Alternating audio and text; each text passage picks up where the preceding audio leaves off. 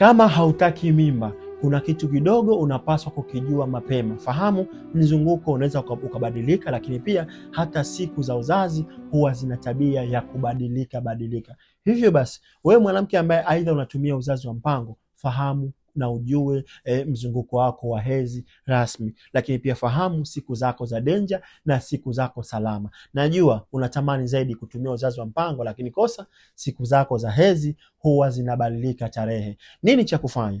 Kuna msaada ambao unaweza kuutumia ili kuweza kufahamu siku zako za hatari na siku zako ambazo sio za hatari, ambazo unaweza kushiriki tendo la ndoa pasipo kupata mimba. Ni wewe tu kushindwa kuelewa vizuri. Ila kama haujui, basi hakikisha unanitumia ujumbe hapo niweze kukupa msaada wa moja kwa moja, kwa sababu inawezekana ukafanya uzazi wa mpango kutumia kalenda na pasipo kupata madhara yoyote, na ukashindwa kupata mimba kwa wakati ambao hauhitaji mimba. Share video hii kwa wanawake wengine ili waweze kujielimisha zaidi. Uzazi sio bahati, ni maandalizi.